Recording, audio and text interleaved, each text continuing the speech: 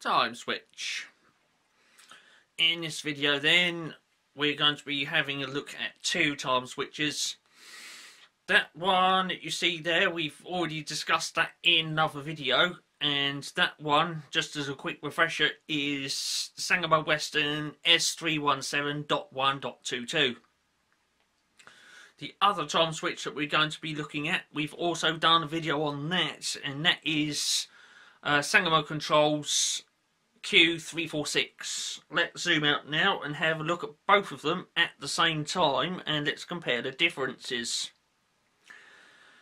The one that you see there was obviously manufactured and put into service first because it's driven by a synchro-motor, and then by the 80s or late 80s around about, Sangamo then started manufacturing the rate changer time switches with quartz-driven motors in them and with an increased switching capacity of 100 amps. Let's zoom out now then and have a look at both of them. There they are. So the one to the left then is the quartz-driven one, and the one to the right is the traditional synchro-powered driven one. With the synchro-powered one, it has a spring reserve and an escapement in it for backup in the event of a power loss. But the quartz-driven one, you can't put a big old coily spring inside that, so you have to use a battery instead. As such, the battery gives 100 hours. Okay, so that would be 4 days and 4 hours equivalent continuous run time. The Q346, which is the quartz one, has a clear front case on it, as you can see there, and I do believe that they were all manufactured like that, as was the synchro powered one with the Bakelite front case and glass in there. Now I'm not sure when the S317.1.22 was first put into service, but that particular quartz-driven one there was first put into service in 1988. If I zoom in on it, you can see that there's a little label in there, a little tested label, and it says 2188 on it. So that would actually be week number 21 in the year 1988. If you can work that out, you can figure out what month that time switch was manufactured. That 88 also ties in with the S88E on the serial number there. It's a bit blurred because of the shape of that front case. If I pick the camera up, you'll be able to see in there, if the focus adjusts, there it is, S88E 63032. Also with this one, as you can see on the characteristics, it has an additional switching capacity of 100 amps, and being quartz driven, this one can accept 50 Hz and 60 Hz alternation frequency, whereas the S317.1.22, that can only accept 50 Hz alternation frequency because of the synchro motor that's in there.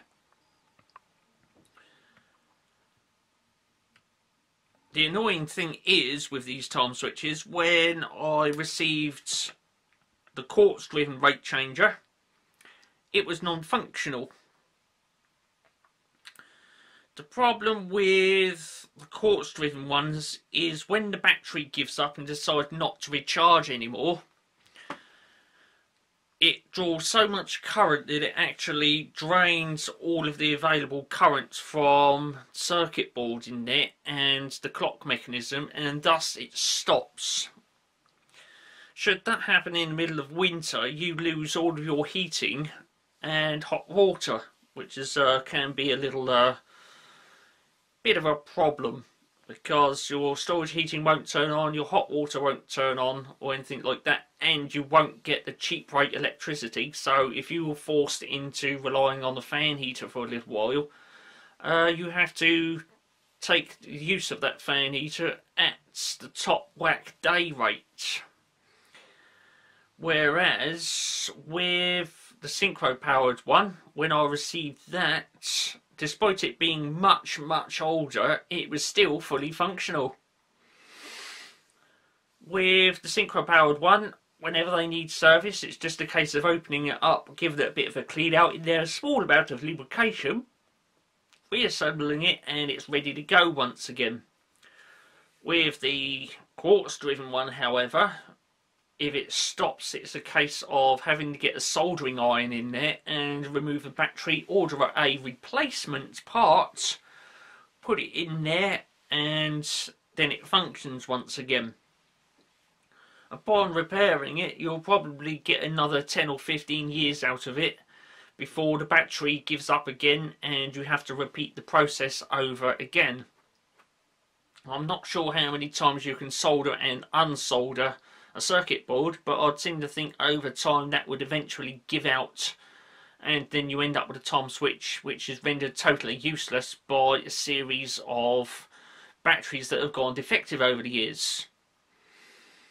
With the synchro-powered one, there's no such thing because it's all mechanical in there, and the only way that can fail would be just physical wear and tear over the years. I would like to say thanks for tuning in to watch this one. It is nice to see both of them on the board there at the same time on the wall so we can have a little comparison. Yeah, both of them are 24-hour time switches. Both of them have an on-tog and an off-tog.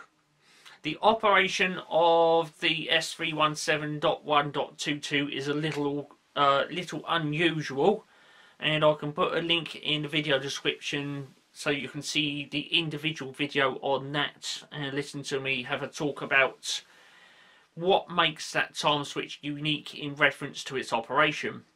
For now on this one, thanks for watching.